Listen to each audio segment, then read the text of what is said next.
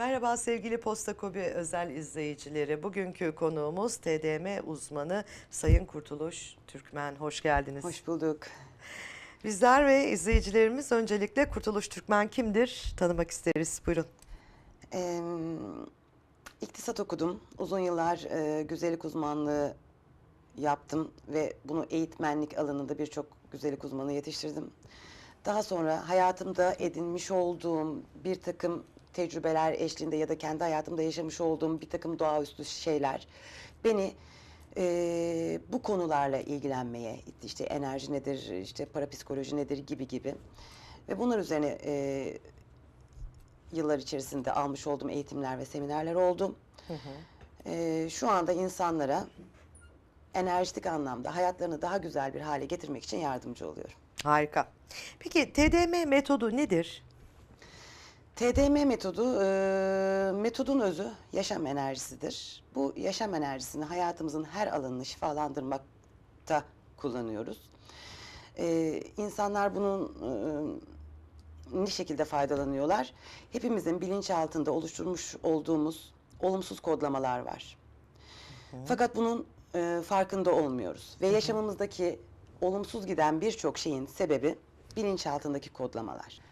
Biz bunu danışanlarımızda onlara bir kas testi yaptırarak onların hayatla, kendileriyle yüzleşmesine sebep oluyoruz. Esasında her şey farkında olmakla başlıyor. Bir takım şeylerin farkına vardığınız zaman enerjitik alanda da dönüşüm başlıyor. Ve biz bu dönüşümü hızlandırmak için uygulamış olduğumuz bir şifalandırma tekniği. TDM, titreşimlerle dönüşüm metodu. Evet. Titreşim nedir peki? Titreşim enerjinin salınım hali esasında ve biz buna frekans da diyebiliyoruz. Frekanslar bir araya geldiği zaman aynı frekansta birçok kişi, olay bir araya geldiği zaman da rezonansı oluşturuyor. Frekansın daha da yayılmış hali. Hayatta her şey bir enerjiden oluşuyor.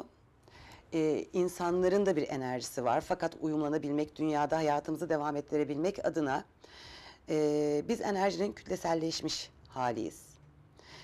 Kütleselleşmiş olmamıza rağmen bir titreşimimiz var bizim de. Bu da saniyede 300 titreşim gibi bir olay.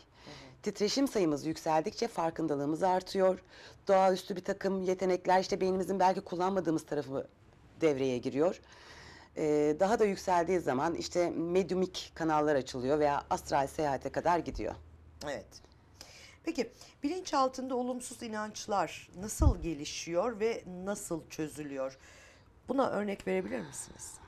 Bilinç altındaki olumsuz inançlar, hayatımızda yaşamış olduğumuz bir olay karşısında hissettiğimiz korkular, kırgınlıklarımız, mutsuzluklarımız, eşimizle olan belki problemlerimiz ya da çocukluktan gelen travmatik kodlamalar. Bunlar bilinçaltına yerleştiği zaman bu bizim hayatımızda kısıtlayıcı bir olgu oluyor. Korkularımız olduğu müddetçe korkacağımız olaylar yaşıyoruz. Aklıma gelen başıma geldi denilen bir olay vardır, bilirsiniz. Evet. Esasında bu tamamen bir kodlama. Siz zaten o kodu vermişsiniz. Sizin o olay hakkında bir korkunuz var.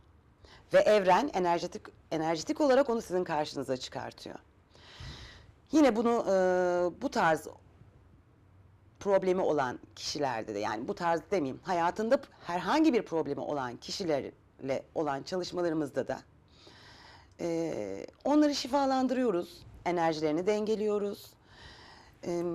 Bilinç altındaki olumsuz kodlamayı dönüştürüyoruz. Bu çok önemli. Öncelikle bilinçaltındaki olumsuz kodlama bu metotla dönüştürülebiliyor. Sonrasında danışanımız çok daha sağlıklı düşünerek devam edebiliyor yoluna diyorsunuz. Aynen, şöyle bir örnek vereyim, çok küçük bir örnek. Kilo problemi yaşayan bir kişi düşünün. Bu çocukluğunda ailesinde çok fazla ilgi görmemiş. 4 çocuklu bir aile diyelim ki ve bunun ortadaki çocuklardan bir tanesi. Diğer karakterler daha baskın. Bu daha böyle sessiz sakin bir çocuk. Aile daha dolayısıyla aile baskın karakterdeki çocuklarla daha çok ilgileniyor. O sessiz, hani çok fazla problemi yok ya.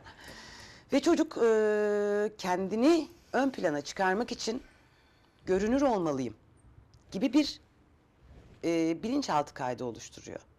Fark edilmeliyim. Ve bunun için kontrolsüz yemeye başlıyor. Kilo problemi olan insanların birçoğunda araştırmalarıma göre, hepsi için bir genelleme yapmıyorum, alan doldurma, görünür olma, fark edilme duygusu vardır. Ve birçok diyetisyene giderler, bir türlü kilo veremezler. Sebebini bilmezler. Düşüncesel anlamda esasında baktıklarında aynaya çok mutsuzdurlar. Bu kiloları neden bir türlü veremiyorum? Bilinç altındaki yanlış kodlama onların bu kiloyu vermesine engel. Ben bir danışanımda daha kısa bir süre önce bunu çalıştım. Aynen az önce vermiş olduğum örnekteki gibi bir sıkıntısı vardı çocukluktan kaynaklanan. Kiloyu bir iletişim biçimi olarak görüyordu. Bunu enerjitik anlamda dönüştürdükten sonra çok daha rahat kilo vermeye başladı. Evet. Ve daha görünür hale geldi değil mi? En Evet, azından yani görünür kendine olması görünüyor. için kilolu olmasına gerek olmadığını anladı. Bunu dönüştürdük. Bilinçaltındaki yanlış kodlama. Evet, harika. Peki, sizin yaşamış olduğunuz enteresan olaylar var mı? Örnek vermenize gerek yok. Evet, var gibi de olabilir. Evet, yaşamış olduğum enteresan olaylar var. Bu daha çok sezgisel hislerimle alakalı. Aynı frekansta olduğum, özellikle çok yakın olduğum bir insanla yaşamış olduğum, aynı anda aynı şeyleri hissetmek, aynı anda aynı duyguları yaşamak ya da o bir duygu yaşadığında benim onu tamamen hissetmem gibi çok enteresan olaylar yaşadım. Hatta o arkadaş birazcık ürktü. Benim bu kadar hissediyor olmamdan dolayı röntgen çekiliyormuş gibi falan hissetti herhalde. O her şeyi görüyor, kaçmalıyım gibi bir şey söz konusu oldu herhalde. Çünkü en son bir 10 dakikalık bir kahve içme fırsatı bulduk. Midesi ağrıyordu. Dedim mide ilacı vereyim. Yo yo yo de ilaç kullanmayacağım. Enerji vereyim dedim. Aa hayır kurtuluş dedi böyle. Yani o derece etkili bir yöntem. Enerjiden etkileniyor. Mesaj yerini buluyor. Anında dönüşüm başlıyor çünkü. Ama karşıdaki yoğun hissedince herhalde birazcık korku oldu. Evet, peki ilerisi için planlarınız nelerdir? İlerisi için planlarım neler? Yaptığım işi seviyorum. Ve bu işi daha geniş kitlelere duyurmak istiyorum. Evrenin enerjisi var. Hayatta dediğimiz gibi her şey enerjiden oluşuyor. Ve dünyanın enerjisinin iyi olmadığını artık hepimiz biliyoruz.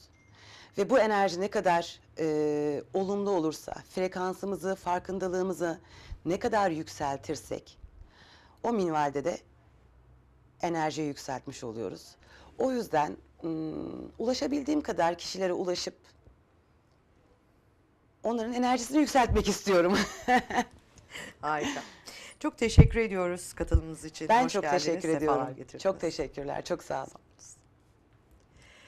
Evet, TDM uzmanı Sayın Kurtuluş Türkmen'i ağırladık. Hoşça kalın.